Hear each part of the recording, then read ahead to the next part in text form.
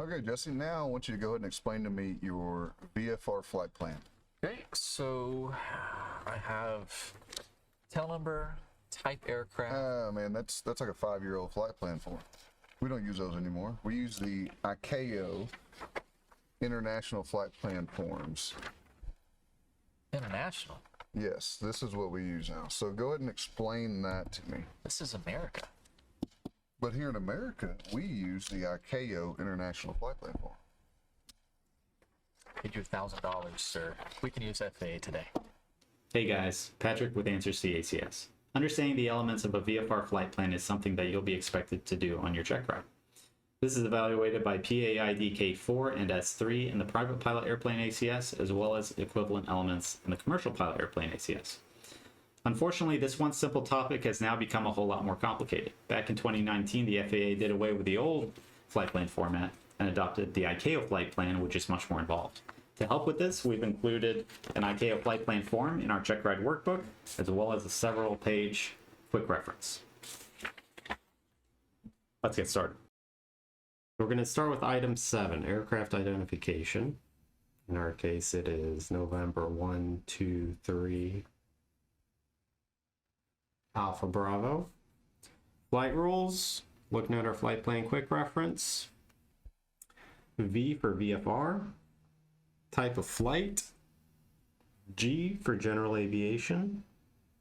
Number of aircraft information. So that's just going to be 1 for us. Type of aircraft, or Cessna 172. Weight turbulence category. L for light. Now for item 10, equipment, the format is aircraft equipment / surveillance equipment. This is where it gets complicated.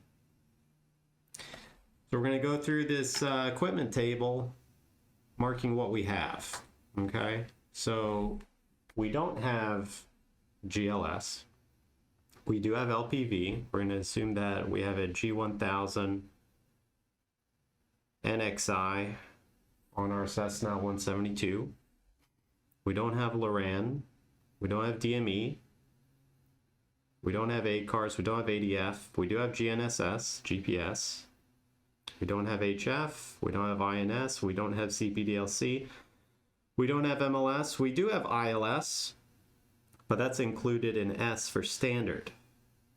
So we won't put that in. We don't have SATCOM. We don't have none. We do have VOR, but that's also included in standard. We don't have CPDLC. We don't have reserved. We do have PBN. We do have standard. We don't have TACAN. We don't have UHF. We do have VHF, VHF radio, but that's also included in standard. We don't have RVSM. We don't have NPS. We don't have 8.33 kilohertz spacing on our VHF radio. We don't have other. So putting all these together, we have S, G, B, R for our equipment.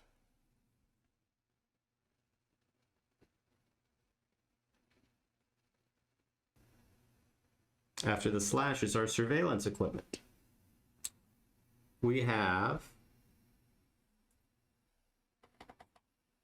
a GTX 345R transponder. So we have Mode S with altitude, aircraft ID, and extended squitter. And for ADS-B, we have 1090 megahertz out and in. This makes our surveillance code EB2.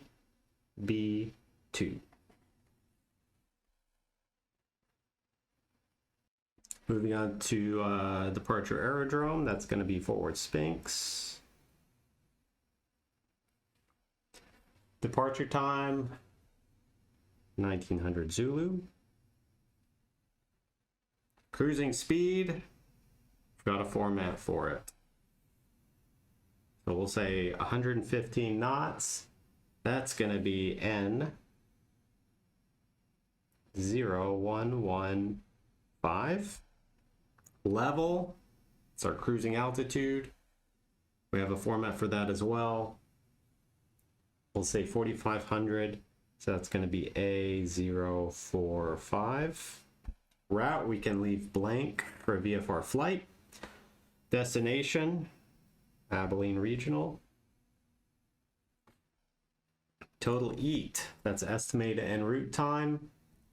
We'll call it 1 hour and 15 minutes. That would be from the navigation log. We don't have to put alternates for a VFR flight. Other information. Looking at our quick reference. If we entered R for PBN capability for our equipment, we have to specify the type of PBN capability. So for most avionics out there, it's going to be B2, C2, D2. So it's an RNAV 5, 2, and 1 capable GPS. So we'll put PBN / B2, C2, D2. Next, we need to specify the navigation capability if the aircraft is equipped with GNSS. On the G1000NXI, we do have SBOS, so we'll enter nav.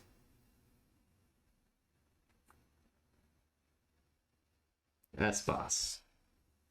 Surveillance equipment. If we have ADS-B, we need to specify the type of ADS-B equipment we have. We have 1090 extended squitter, so we're going to enter SIR 260B.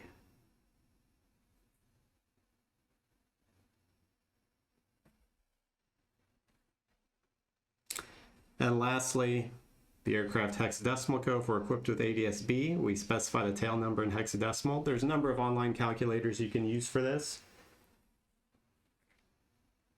So we're gonna write code / and then convert November 123 Alpha Bravo to hex. That's actually what we have on this example.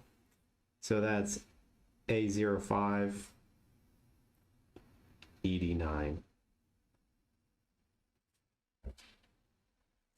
Next, endurance, how much fuel we have on board. We'll say 3 hours. Persons on board, we'll say 4 per the scenario. Next, for emergency radios, we cross out anything we don't have for this as well as the other equipment that we're about to talk about. So we don't have a UHF emergency radio, we cross that out, but we do have a VHF radio capable of 121.5, and we have an ELT. Next, survival equipment, we don't have any of this. Polar, desert, maritime, jungle. We're gonna cross out the box, the blank box. Jackets, we don't have any life jackets. Dinghies, we don't have any dinghies. Aircraft color and markings.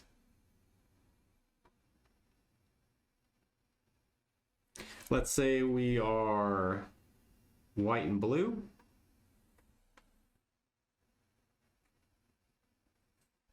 Remarks, we don't have any. Pilot in command. Call him John Smith. And that's it. Now let's see it done right. All right, that went well. Now I'm going to need you to discuss the elements of a VFR flight plan for me. Okay, so using the ICAO flight plan here, number 1 is aircraft identification, and number 123 Alpha Bravo. Flight rules is V for VFR. Types of flight. Wow, that was the best presentation I have ever seen over a VFR flight plan form. And you even have the ICAO form. Where did you get this nice little fancy form here? Did your instructor teach you this? Nope, got it from Answers to the ACS. Oh, nice. Thank you guys for watching. If you enjoyed this video, hit that like button and subscribe so you can stay tuned for the rest of this series as I cover our Checkride Workbook. As you can see, the ICAO flight plan is very involved and complicated, so hopefully this video helped. If you want to see even more details, download our app from the App Store and check out our manuals, especially if you have a check ride coming up. Big shout out to Forward Flight School for filming with me. If you're looking for flight training in the DFW area, I can't recommend them highly enough. Until next time, fly safe.